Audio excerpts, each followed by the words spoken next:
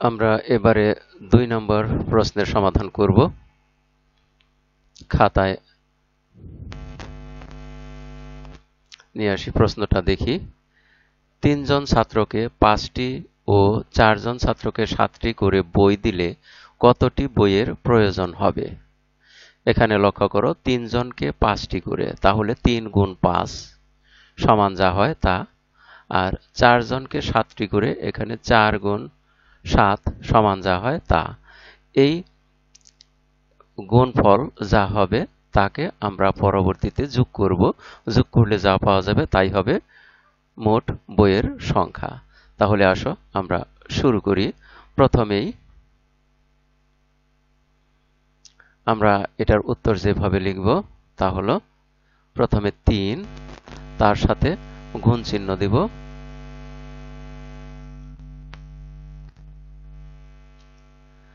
আমরা গুণ চিহ্ন দিয়ে তারপরে লিখব 5 সমান, আমরা 3 এবং 5 এর গুণফল জানি যে 3 5 এ 15 হয়, তাহলে আমরা এখানে লিখব 15।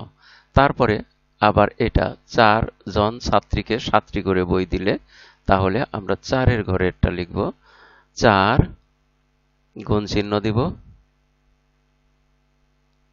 4 গুণ 5, এবারে 4 গুণ হবে কত? 7, আমরা এখানে লিখব 7, তারপরে সমান, আমরা গুণফল বের করব, 4 এবং 7 গুণ করলে হয় 4 7 28, তাহলে 28 লিখলাম। এবারে আমরা এই দুইটি সংখ্যা যোগ করে বের করব মোট বইয়ের সংখ্যা। তাহলে এখানে আমরা যা করব,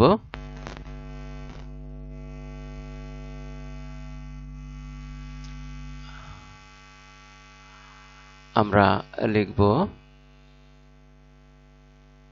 মোট বই সমান 15 যোগ 28।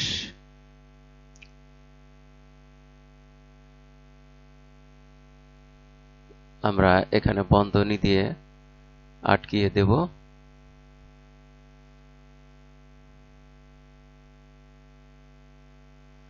এবং তারপরে লিখব টি। এবারে দেখি আমরা যদি যোগ করি, তাহলে একক স্থানে 8 আর একক স্থানে 5, একক স্থানে 8 এবং একক স্থানে 5 যোগ করলে যোগফল হয় 8 আর 5 এর 13, তাহলে 13 এর 3 লিখলাম। এবারে দশক স্থানে 13 এর 3 কেন লিখলাম লক্ষ্য করো, এখানে একক স্থানে 5 আর 8 মিলিয়ে হয়েছে 13। আমরা জানি যে 13 হলো 1 10 3 13, তাহলে 1 10, এই 1 10 কে আমরা দশক স্থানে নিয়ে যাব, তাহলে দশক স্থানে আছে 2 আর 1 10 নিয়ে এসেছি, তাহলে হলো 3, আর এখানে আছে আরো দশক স্থানে 1, তাহলে হলো 4, তাহলে আমরা দশক স্থানে লিখব 4। আর এখানে 8 এবং 5 যোগ করে যে 13 হয়েছিল তার 1 10 3, সেই 3 হলো একক স্থানে, আর দশক স্থানে আমাদের 1 চলে গেছে, সেই 1 আর 2 এ হলো 3, আর এই 1 এ হলো 4, আমরা 4 দশক স্থানে বসিয়েছি। তাহলে মোট হলো 43টি। তাহলে আমরা বইয়ের প্রয়োজন হবে 43টি, আমরা লিখব যে 43টি বইয়ের প্রয়োজন হবে। আমরা 2 নম্বর প্রশ্নের সমাধান করে ফেললাম। এবারে যাব 3 নম্বর প্রশ্নে। 3 নম্বর প্রশ্নটা আমরা দেখি।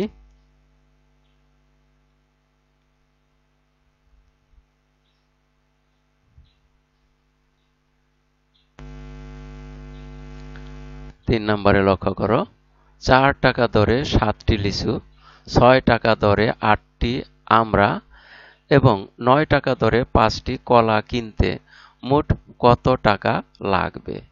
তাহলে এখানেও আমরা এরকম ভাবেই লিখতে পারি,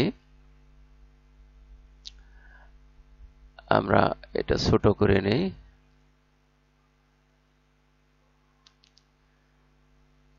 তাহলে প্রথমে 4 টাকা দরে 7টি আমরা গুণ চিহ্ন দেই।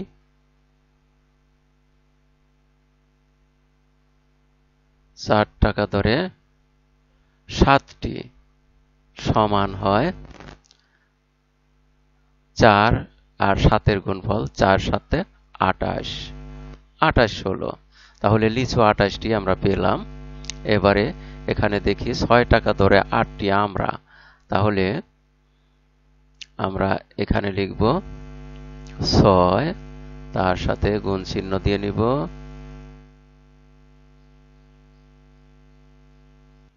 গুণ চিহ্ন দিয়ে লিখব 8, আর 6 8 আমরা জানি 6 8 48।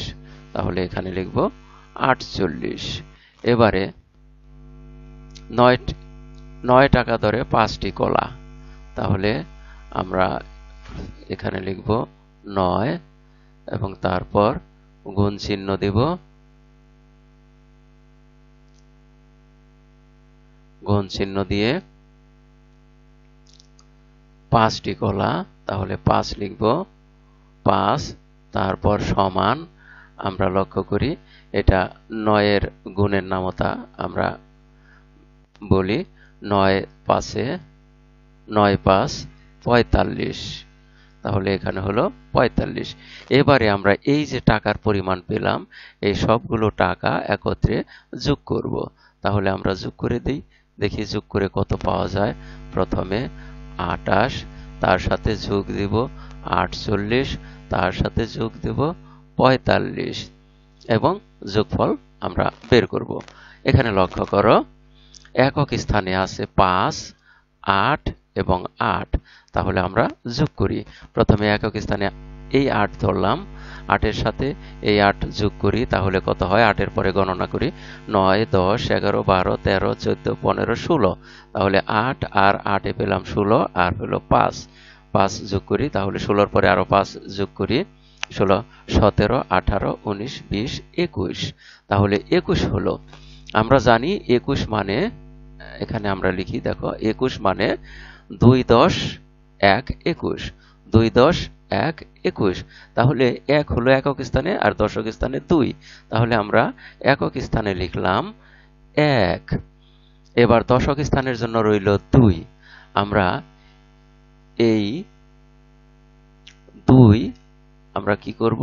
এই 2 যোগ করব। এই 2 কার সাথে যোগ করব? এই দশক স্থানের সাথে। তাহলে দশক স্থানে দেখো কত কত আছে? 4 4 2 আর হলো এই 2। তাহলে আমরা যোগ করি। প্রথমে 4, 4 এর সাথে এই 4 যোগ করলে হয় 5 6 7 8। 8 হলো। 8 এর পরে এই 2 যোগ করলে হয় 9 10 আর এই 2 যোগ করলে হয় 11 12। 12, তাহলে এখানে কত হলো? 12। আমরা দেখি এখানে 12 10। আমরা জানি 12 10 এর মধ্যে হলো, এখানে যদি 12 10 হয়ে থাকে আমরা জানি 10 10 এ হলো 100, অর্থাৎ 1 শতক। তাহলে এখানে আছে 1 শতক 2 দশক। তাহলে আমরা দশকের স্থানে লিখব 2 আর শতকের স্থানে লিখব 1। হয়ে গেল 121, অর্থাৎ 1 শতক 2 দশক 1 একক। তাহলে আমরা লিখব মোট টাকার পরিমাণটা লিখব এভাবে, মোট 121 টাকা লাগবে। তাহলে আমরা এই প্রশ্নটির সমাধান করে ফেললাম। আর এর মধ্য দিয়ে আমরা এই পাঠের শেষ প্রান্তে এসে পড়েছি। এতক্ষণ ধৈর্য সহকারে সম্পূর্ণ ভিডিও দেখার জন্য তোমাদের সবাইকে জানাই অনেক অনেক ধন্যবাদ। সেই সাথে পরবর্তী ভিডিও দেখার আমন্ত্রণ রইল। Thank you very much for watching and keep watching for the next video. আসসালামু আলাইকুম ওয়া রাহমাতুল্লাহ।